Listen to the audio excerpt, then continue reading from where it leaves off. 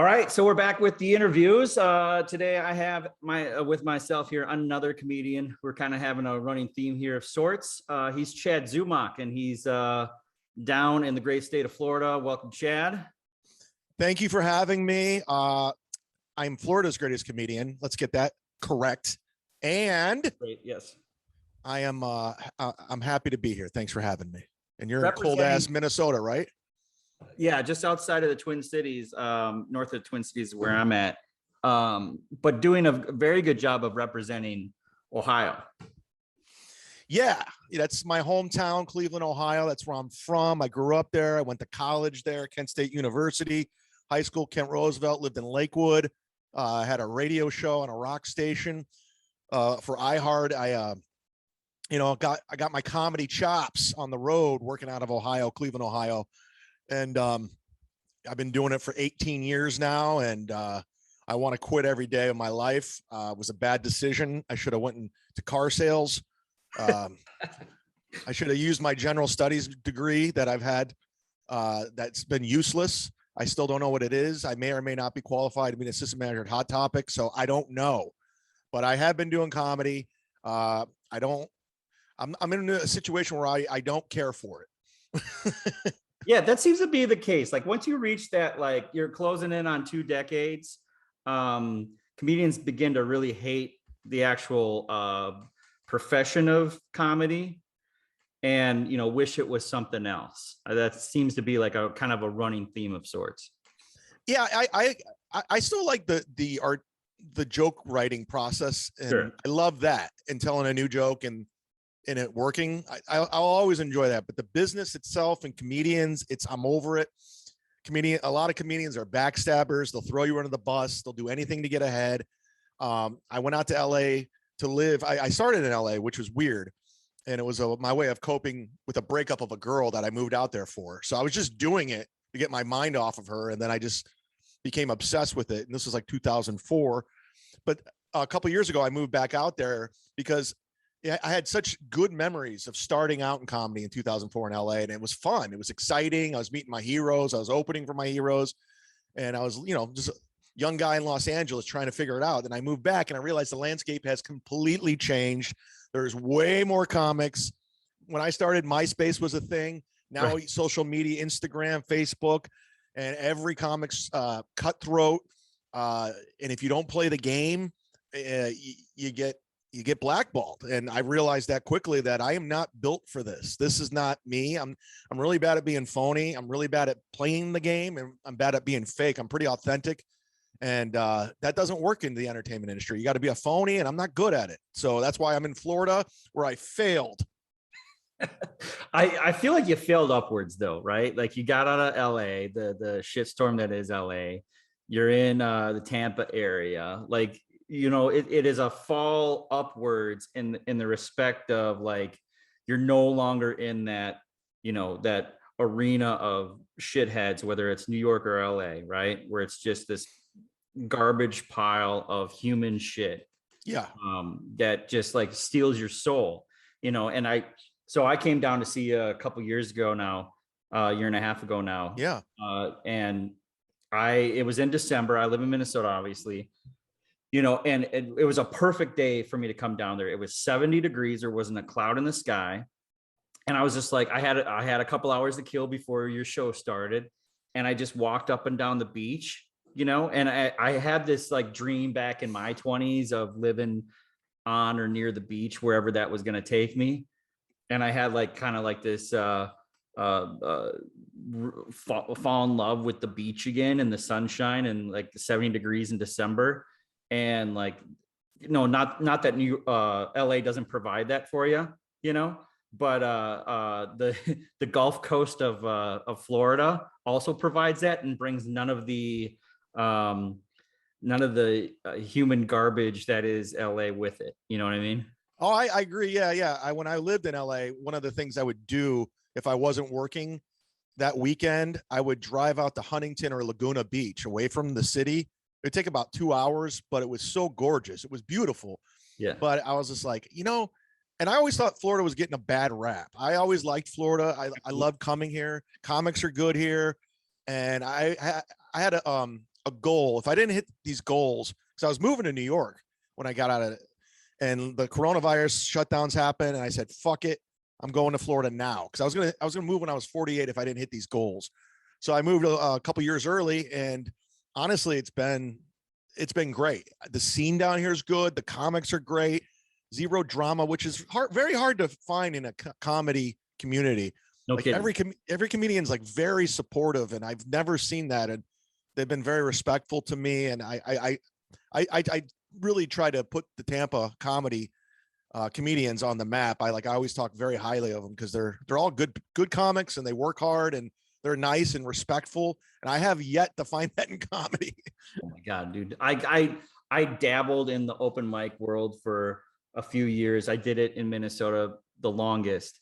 And then I did spend a little bit of open mic time in Austin about 6-ish years ago now.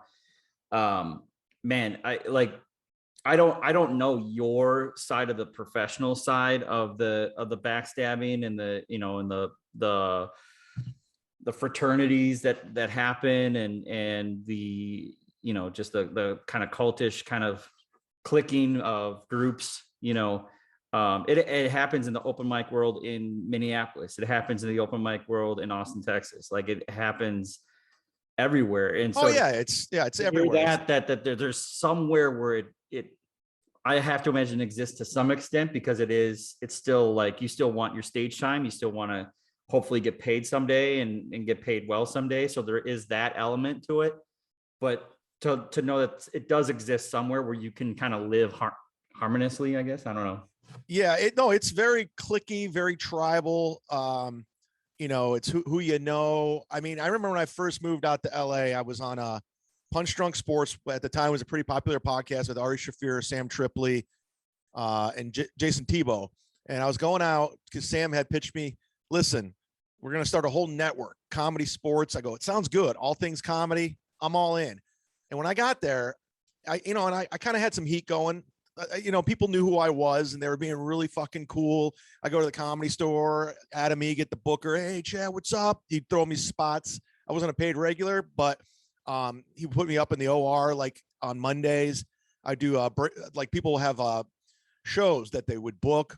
Like Sarah Mello had a show, Sam Tripoli, and it was always like heavy hitters like Rogan, Diaz, you name it. And I got to do those shows, but I didn't realize how LA worked because I was hanging around New York a lot. I like ball busting. And then I got in that Patton Oswalt Twitter war, and it was like Comedy 9/11 where I was trending in America, USA, my name, because of fucking Patton Oswalt, and me suggesting that he may or may not have killed his wife. And after that, I saw comics unfollow me, block me, ignore me when I came into it was an entirely different landscape. I go, you clicky assholes. I'm considered toxic just because of you guys want to kiss Patton Oswalt's ring. Yeah. I was like, fuck you. You made fun of a made man, Chad. Pixar films and sitcoms. This guy's Hollywood. And I went in there and I was disruptive, and I caused problems to the point where All Things Comedy had a meeting to see if I could be on the network anymore. Any shows on the network. I mean, it was this dude, Mike. He's a scumbag. I think he still runs it. Bill Burr, who I love, Ari and Bert. They had to have like a meeting if I was allowed back on. I go, on a podcast? Because I was speaking my mind. Like, what the fuck, man? Yeah, it's so bizarre. It's like, are we eliminating the days of like pushing the envelope in comedy? Yeah, and it's just, I was just, they were afraid they're going to lose their sponsors. And well, it was more the Mike guy, the GM dude. He's like, oh, I don't know. After he said what he said about Patton, I don't know. We might lose Blue Chew. I don't know what the fuck he was thinking, but it was embarrassing. I was just like, fuck this place. Fuck everybody. Fuck comedy. Yeah. Yeah. No, that will sour you real quick, right? When the reason you're being ousted is for, what may or may not be considered a joke that went too far, whether or not that's the case. Isn't that the argument that Patrice was making on Fox News all back in the day, where it's like good jokes and bad jokes come from the same place, where he was debating that woman who was like all about censorship and all this stuff, right? And argument was like, look, these jokes are what they are. Like you hope you time it right. You hope you got the right audience. You hope you got all these other factors that go into telling a good joke. Some of them don't land. You know what I mean? And to it's I really like that you brought up like the ball busting in New York, right? That's always been the difference between LA and New York was the ball busting part of comedy, right? Because in the back in the day, it was who you mentioned, Bill Burr, Jim Norton, Colin Quinn, Patrice, all these guys who you go around to the cellar and it's like you better be on your A game because they're gonna tear you to shreds, Yeah, and it kept you sharp. But my thing was, I was getting attacked by a guy who has I'm blocked since then, so I don't know how many Twitter followers. And he's kind of manipulating his woke mob audience at me. So he's coming at me, and I'm just kind of like, it's almost, I'm in roast mode at this point. Like, so and his dumb wife now, Meredith Salinger, who was in that Corey Feldman, Corey Haim Little Dream, she jumped in on it and started coming at me. And I just said, hey, sister, I go, sleep with one eye open tonight, knowing, I forgot exactly what I said. It was very tasteless, but it was a roast. It was like, you're coming at me. I'm retaliating. I got to defend myself. I said, because of what happened to his wife. You stayed laser focused on the joke, which is, I'm sorry, at the end of the day, which is what a comedian is supposed to do, not be like, I love Norm to death. But when he went on The View to like apologize for whatever he said, defending Roseanne or whatever, he went into apologize mode. And then as soon as you go into apologize mode, it's over, right? Like, yeah, that's so to me, you did the right thing. And that is continue to be suspect of Patton Oswalt's practices with his spouse. But, hey, maybe you're wrong, but guess what? You made me laugh, Maybe I'm wrong, but I notice a lot of Hollywood elites, their wives mysteriously die. I'm just saying, I'm just throwing it out there. Conspiracy, William Shatner's wife. I mean, I don't know. I know the divorce laws for men in California is not good. So you might want to go with plan B. Whole other podcast to talk about divorce laws in California. Speaking of death and comedians, I mean, have you been kind of staying on top with Saget about now it's suspect that he got his head bashed in?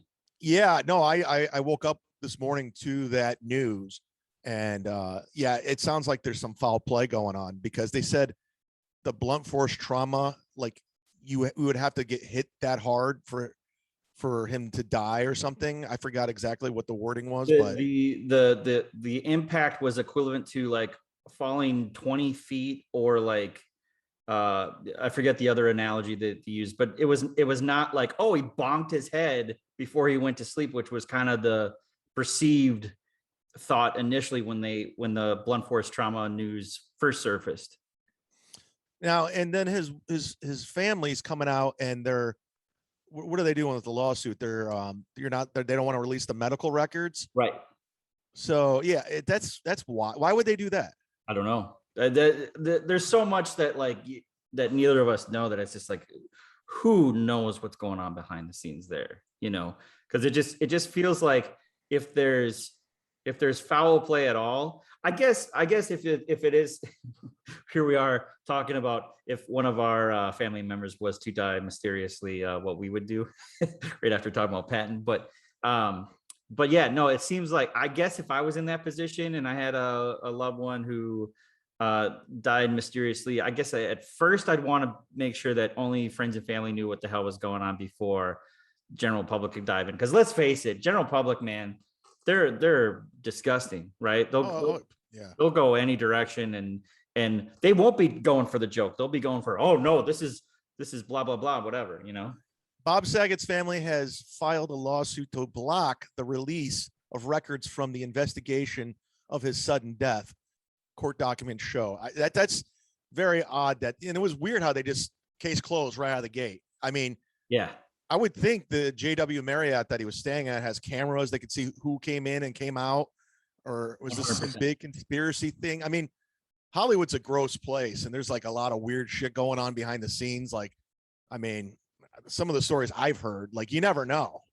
I mean, even general public has to be at bare minimum suspicious that something is at foul here, just based on Hollywood's history of really not taking care of their own. You know what I mean? Like, and then when you hear it, like, so I did a thing where I was doing some commentary on a conversation that Patrice O'Neill was having on Opie and Anthony back in 2011, and the blackmail game that's being played in Hollywood, and how you don't want to get too high because the fall down it's too much. So his explanation was like, I'm not going to get too big because I don't want to fall that far, because he's basically saying like, I know myself. I know I'm going to say something that's going to get me in trouble.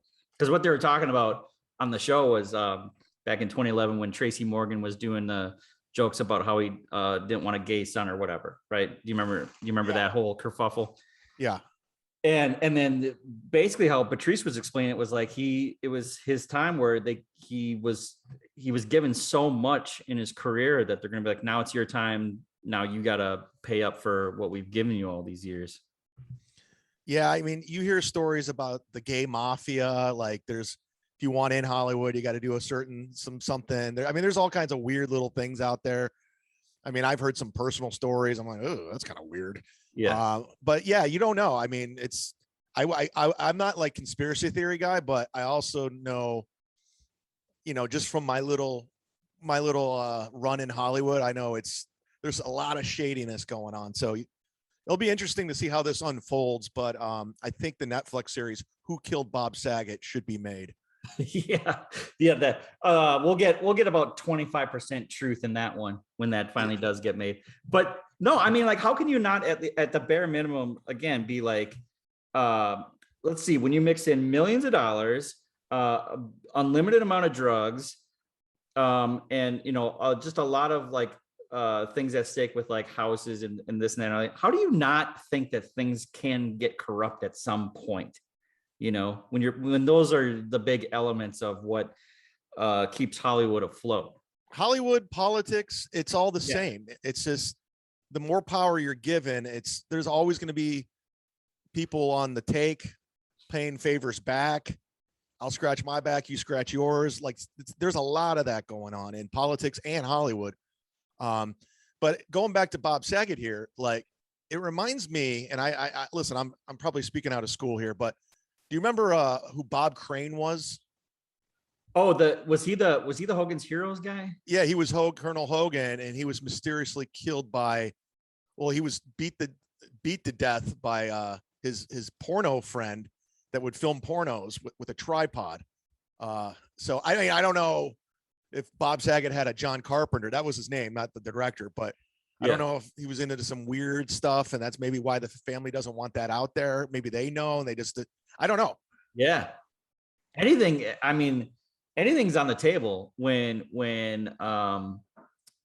we're talking about blunt force trauma being far more severe than what it was initially, reported as just being like, oh, he bonked his head, went to sleep, didn't wake up. Like that. There's way more to it than that. My dream scenario would be that Dave Coulier killed him. That's, if I were to have to pick an outcome, that's what I would like, because I still have it, because I still hold a grudge. And I remember when Fuller Wait, House. you hold a grudge? Get out! Oh yeah. When Fuller House came to Netflix, I was supposed to be featuring for Dave Coulier at the Pittsburgh Improv. Then Fuller House came out, and it was like huge again. It was retro. Right. And then all of a sudden, all the Dave shows sell out because of Fuller House. And he decides, I'm going to bring my own comics with me. Oh boy. And I'm like, go. And I needed that week. I needed that $600, Dave Coulier. And you fucked me, buddy. You fucked me that week. That week I found out you took my Thursday through Sunday away.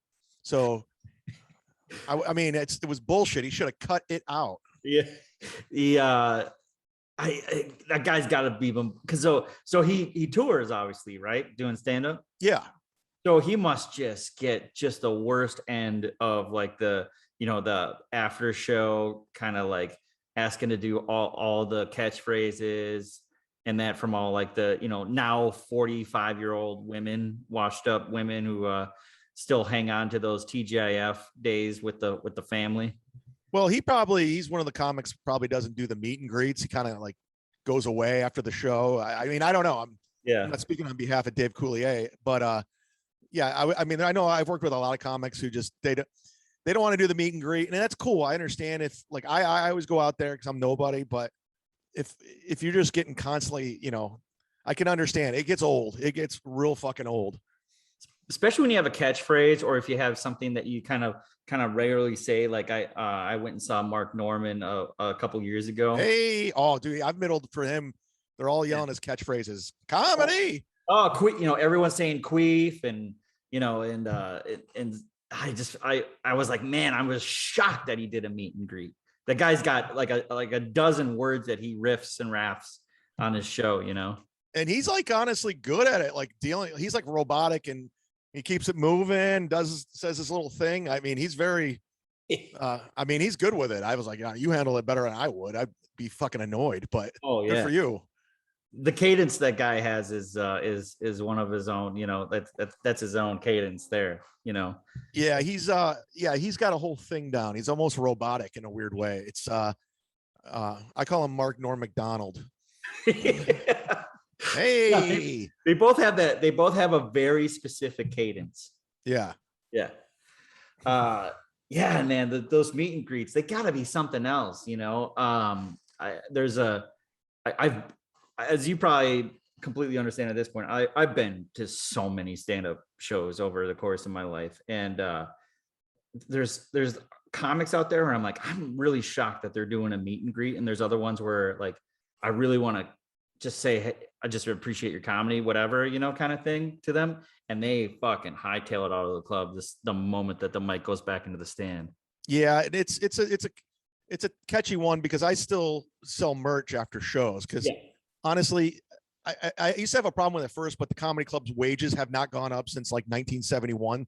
So you gotta, it's part of the game and people like, they want to take something home with them. So I have like t-shirts. I was selling hot sauce, my own hot sauce at one point, but it's just fun. And you thank them for coming to the show. It's polite. It's good etiquette. But if I had the option, I wouldn't do it, but I have to. But and it's cool. You pick up a fan here and there. You might. I'm at Side Splitters this weekend, Thursday through Sunday at Wesley Chapel, and I'm gonna have to. I'm middling. I'm not headlining because I'm local now, so I want to work more. Because if I headline, I can only do it once a year. So if I middle, I can do it. So I'm gonna have to stick around to sell my stupid merch and do the meet and greet, even though I want to get the fuck out of there. But it is what it is. You got to do it. I mean.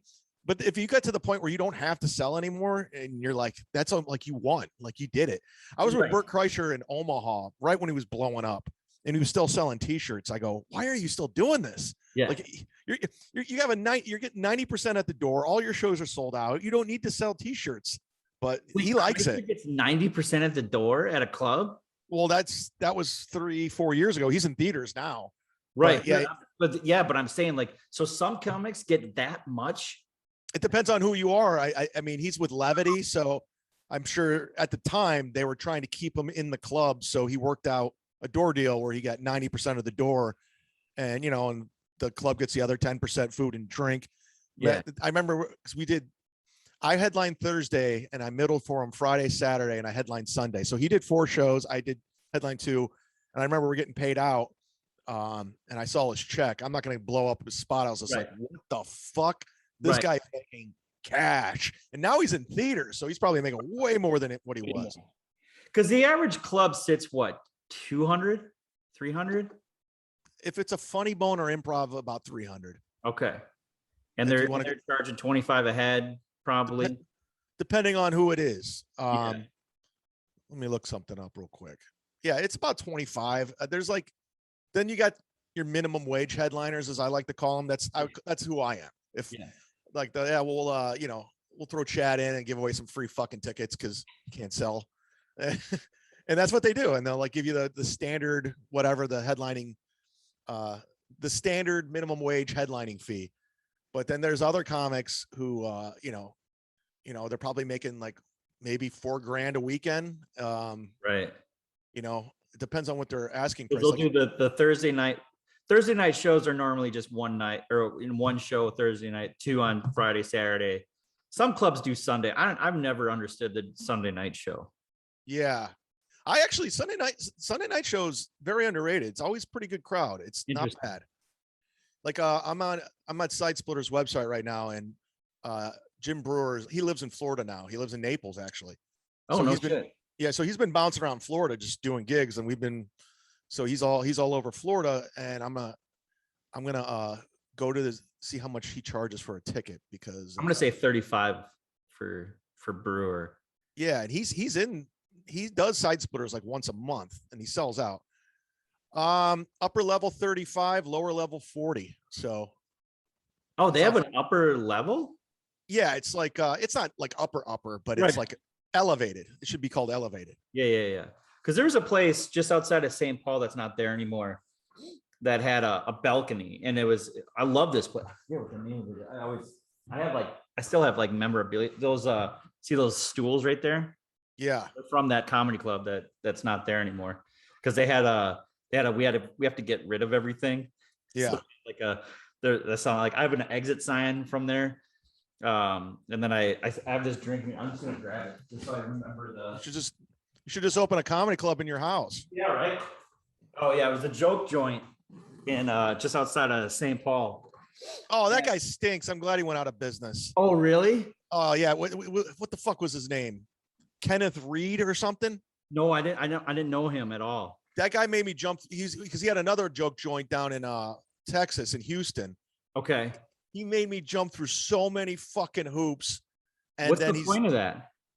Power. He wants to show him that he's the boss, like sending tapes, other tapes, doing guest sets, and just not booking me at all. Just totally taking advantage and fucking Sending with me. tapes. I mean, like if you've been doing comedy 10, 15 years, what's the point of sending a tape?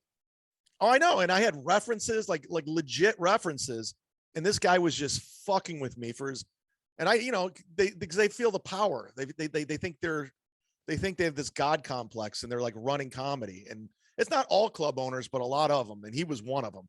I got to find this guy's name, so I want to put him on blast. Go ahead. Well, because when I lived in Austin, I would go to Cap City quite a bit to see shows, and I would just go there just to yuck it up with the bartenders because they had a great staff there. Yeah.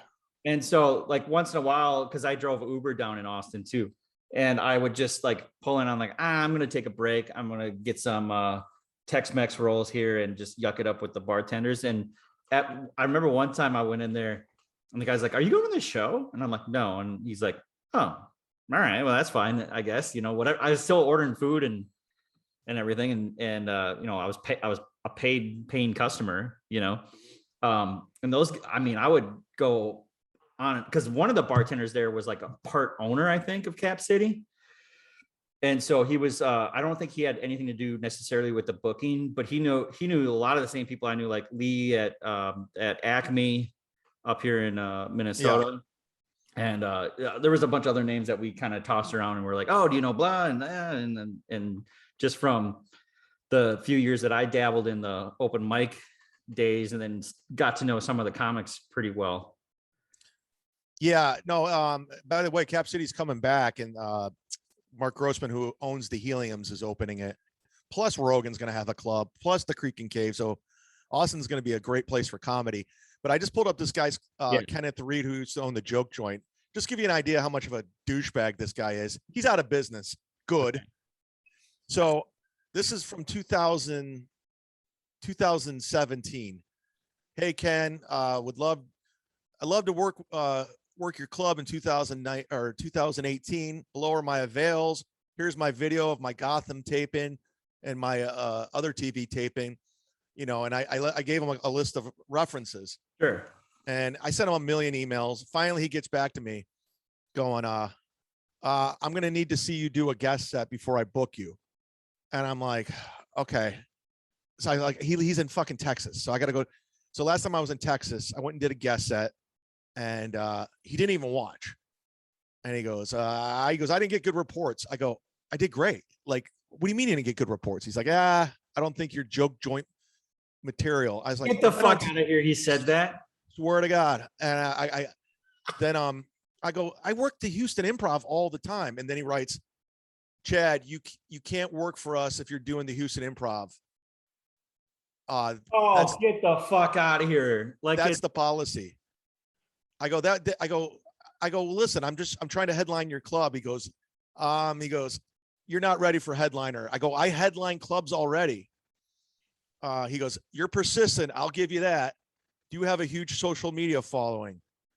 And I go, it's pretty good. I was like, I also go on a bunch of shows on Sirius XM, Godfrey's, Karen Hunter's, Bennington.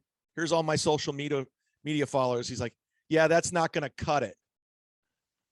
And I'm like, this guy's just fucking with me at this point. At that point, yeah. So then I followed up. I go, hey, listen, I see a guy who just featured for me headlining your club. Ask him about me, because he was my feature act. And he just, after that, there was no more correspondence. And then his fucking clubs went out of business. Thank God. Well, if that's how he's going to do business, he's probably got a horrible business model, just all around, not just dealing with comics, but everything. Yeah. I mean, if you're going to treat a comic that way, like, that's just mean. It's fucking mean. Yeah. This game's so cutthroat, and comics, don't worry. We'll throw each other under the bus. You don't have to do it. Yeah. You don't have to add to that. Yeah. That's already happening. Yeah, dude. Oh my God, dude. Like the idea that if you've headlined at this club, you can't work at our club idea to me is just like, then you're not being competitive, because like, what is his idea that, we're just emulating this other club in town? Because I'm going to go out on a limb here and probably guess that whatever club that Rogan starts in Austin, Creek and Cave, Cap City, there's going to be a rotation of comics that go and do, whatever club. I've seen people at House of Comedy. I've seen at Acme here in Minnesota. Yeah. They used to be really territorial. Like, even when I first moved, or not when I was doing Tampa, I headlined the Tampa Improv off nights, and I was coming in to do Side Splitters as a feature, and they frowned upon that. They're like, they did, both of them. So there's territories, but I think the COVID shutdowns has opened up people's eyes. Like, what are we doing? Like, people got to work.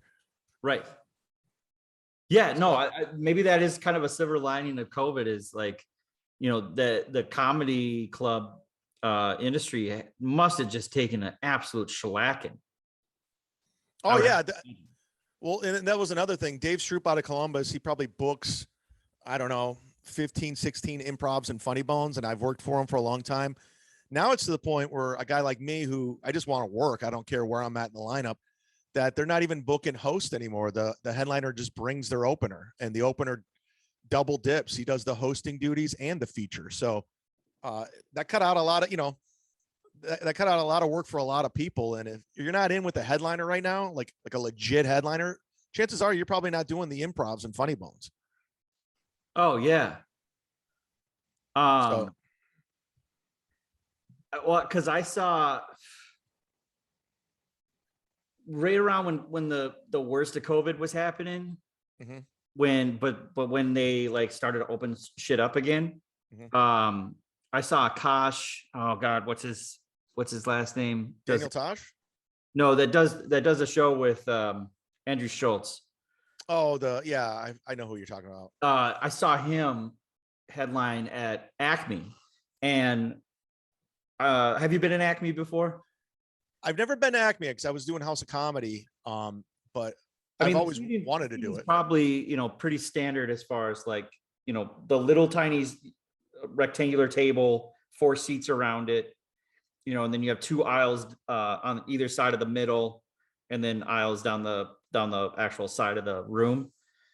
And they eliminated, I would say, 50% of those seats for like, this whole social distancing aspect of it. And I'm like, how is this place even making money? Right? Is the comedian getting a percentage cut because they can't seat as many people? Like, I wasn't looking at drinking prices. I don't really drink, but I'm like, are they upping those? Like, how are people staying in business? How is anyone making any money doing this? Yeah, I don't know. I don't know. I'm actually, I'm kind of toying with the idea of opening a comedy club with some friends and a partner. I have a financial guy, and I mean it's total just conversation right now. But I'm learning and I'm watching how BT here at Side Splitters runs his business, and I'm kind of paying more attention of that end. Yeah.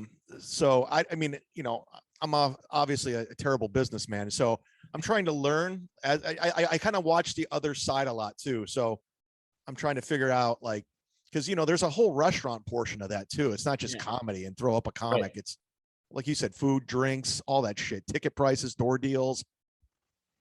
You wonder if you keep the kitchen simple, if you're just like, it's going to be chicken fingers and nachos, That's probably the way to go. I mean, that's Side Splitters for you. That's less cost, not a lot of overhead. Keep it simple, keep it moving. Right.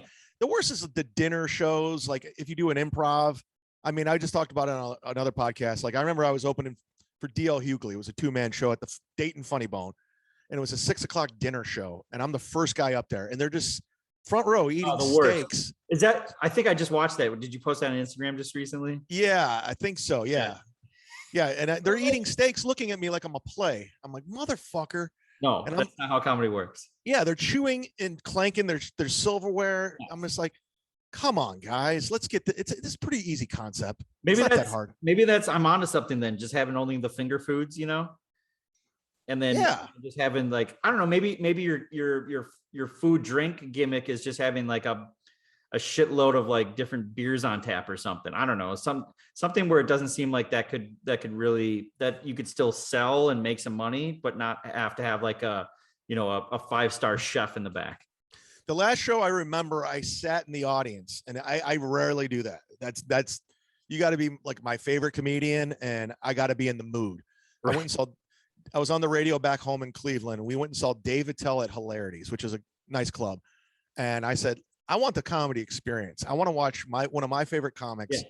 I want to sit in the fucking crowd.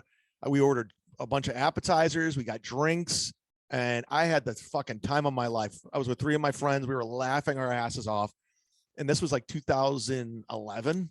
Sure. So that was the last time I sat as a customer, a paying customer, watching a comedian. And it was a blast. I said, I have a nice, but that's what we had, like chicken fingers, fries. I had some drinks, and it was a great night out. It was fantastic. Yeah. No, and it's just to keep it simple. Cause like, Acme has Sticks Restaurant, which is, full on menu, all this stuff. I think House of Comedy does as well. I know they have like a dinner show price and then just a general admission price. And like, I guess that makes money, but it feels like the more overhead you have, the more you're asking for like something to fail at some point. True. Speaking of which, I just found out that I'm not going to be doing the House of Comedy in Minnesota anytime soon. So I'm going to try to, you got the contact for the guy who books Acme? Oh God. Lee? This is the Asian dude? I believe so. I gotta find another Minnesota room, since I don't think their House of Comedy's booking me anymore. And no, I'm not trying to badmouth them. They're nice people. I think they're moving in another direction, trying to get like Michael Rappaport's that sell tickets. So I'm like, all right, cool, whatever. They have done that. They have like TJ Miller feels like he's there like once every like 4 months. I know that's not the case, but it seems like every time I go to their calendar, it's like TJ Miller again. He's tight with the Bronsons. They own the so they work them a lot. He's really close with them. So that's who books it. The Bronsons. They're good people, but I think they're really tight with TJ. That's probably why he's always there. Yeah, I don't know. It just seems like, why would he want to come back to Minnesota? Like. TJ, I know him well. Yeah, I've known him for a long time. He just loves to perform. He loves it. He loves it more than anything. Like he just has a passion for it. We sat in a car. I drove because I opened for him in my hometown, and we drove from Akron to Cincinnati, and we talked comedy the whole time, and his like love for it. And he picks up on these like little nuances of things that I never even was paying attention to. That's how and he was just, I learned a lot from him. He's a good dude. And but Yeah, if he likes that, he enjoys that. I don't like it. That I don't makes no like it. sense then, that why he's there all the time. Yeah, I'm sure if he has an opening in his schedule, and plus he has a fucking wicked Manhattan apartment he has to pay for, so he probably needs the money too. Yeah. Probably doesn't mind doing weekends in Bloomington, Minnesota. I don't know shit about Acme anymore. I mean, if you asked me back in like 2004, I might have had a little bit more info for you. But I used to work there as an usher, and I'm sure they've completely forgotten about me since. But I didn't show up for work one day, so I'm sure they've long forgotten about me. But I don't know if I'm your guy for getting Acme pulls. All right, well, I'll ask our good buddy Nick Swartzen. He's coming here next month. Oh, he's a legend at Acme. Yeah. Yeah. Yeah, he's only done theater stuff here now for forever. Well, it makes sense. I mean, yeah, he's from there. He started there, but no, I'll ask him. No big deal. I didn't know. It's all good. I wish I could be your guy for that, man. If I was, because I'll say this: when I was still in Austin, Mary Mack was in town with her husband. His name is I'm slipping right now, but they were in town to get Tim Harmson, doing shows together at Cap City. And so this was about 7-ish years ago now. And I was asking them about like, hey, what if someone, locally did like a show that kind of promoted your comedy, blah, blah, blah, this and that. And they're like, I don't think comics are going to go for that so much.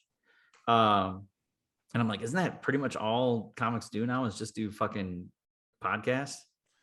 I don't know what we're doing. I don't know what the fuck I'm doing. I'm doing one. We're circling back to what you were saying at the very beginning of the show, where it's just like, I've been in this 18 years and like, good Christ, I want to get out of this. I know. I mean, I still like podcasting. I like doing it. I got a Patreon, which you can sign up for as little as $3. I'm going to put all your links in the description. So. Oh, cool. Yeah. And you can, and I do a paid, I do behind the paywall shit, and I enjoy that still. I like doing the podcasting because it's just like, you can talk shit, say stuff off the cuff. It's not like jokes that and that's still fun for me. But there's so many fucking podcasts. I mean, you got a podcast now. Everyone's got my Aunt Sharon has a podcast. It's out of control with the podcasting. It is absolutely out of control. So the Patreon on Mondays, you do a show, correct? Yeah, I do one with my good friend Tony Mazer, who's a comedian, and he's in radio. It's called Mondays with Mazer, and we do it behind the paywall because we talk a lot of shit, and YouTube's demonetizing a lot of people these days. So we're like, let's just keep this behind it, and it's an honest, refreshing conversation, and it's honesty. Like, we just talk honest, and we're not like politically affiliated with anybody, and it's the best. Calling out the nonsense that's going on in our world right now, because there is a lot of nonsense. It's just nonsense. And I do Sit Down Zumock, which comes out every Wednesday on Patreon. And I do a bonus episode that month. And I'll do these like little mini episodes, but it's a good way to support a comic. Tim Dillon's making $200,000 a month on Patreon. So sign up to mine. Yeah. Yeah. Seriously. As soon as he started to reach, like, I don't know if it was like 60K a month or something like that, I'm like, what's my $5 doing at this point? Yeah. It's just like, that's just ridiculous money. And listen, I love Tim. He's a very funny comic, good broadcaster, but I don't know if he's $200,000 a month. Good. Yeah, I just saw him here in Minnesota. He came through. I love his show. Very suspect of his stand-up because I'd only seen like a handful of clips. I'd never seen him live. I mean, he blew the top off of that casino. It was probably about a 2,000 seater. And he blew the top off that place. He's very funny. He's very unique. He's got his own style. Good on Tim Dillon. Yeah. I'm happy for his success. If I'm coming off like I'm a bitter asshole, not at all. I am, but I'm happy for Tim. So the Patreon, you can sign up for as little as $5. Is that right? $3 a month. Yeah. I want to undercut Tuesdays with stories. Back to Mark Norman. Yeah. Okay. So, and then you're mainly on Instagram. You kind of petered out on Twitter a little bit. Yeah. I don't really check Twitter as much. I just do the Instagram. There's too much noise on it. And it is noise. It's just like, I don't need it. I get an email or a message or a tweet once a day saying how much I should die. I suck. And it's just like, after, 15 years, I'm like, I'm good, dude. I get it. There's no creative way you can tell me to die. I've heard it all. So if you could just lessen most noise, like I don't check at mentions because it's just, I don't care. And, I'd rather connect with the people that like my comedy and give a shit instead of trying to win over a troll. I'm over that. Yeah. Yeah, no, and I am gonna at mention you on Twitter. Cool. Just so, I'll retweet you. Yeah. But yeah, no, like support Chad. Thank you. And go down to Florida, man. If you're in like a position I'm in where it's like you're up in the freezing cold, man, that I just took a day just to come down there and see your show, and I went back the next day. Man, that was so worth it. It was just so worth it just to have like the real. And that was during like the COVID lockdowns and everything too. Yeah. And Florida was one of the few places that was open. So I know, man. Speaking of Florida, next week I'm at Laughing Comedy Cafe in Fort Myers with the great Jim Florentine. That's a nice little getaway. Fort Myers they have a beautiful beach if you guys want to come down for that one too. And that's I appreciate you. Gulf side too, right? Yeah, it's right up by Naples. It's probably about 45 minutes out. Okay. But thank you for having me on, dude, and appreciate it. And thanks for all the support. And this is awesome. I always love to talk comedy. So, well, much success to you. I wish you nothing but success, and I'm sure I'll see you online or wherever. And then you get back down to Florida again too. So yeah, you got my contact. Oh yeah. All right, buddy. All right, I'm gonna stop the recording here, and we'll talk to you soon. I'm gonna roll out. I'll see you, son. Yep. Bye-bye.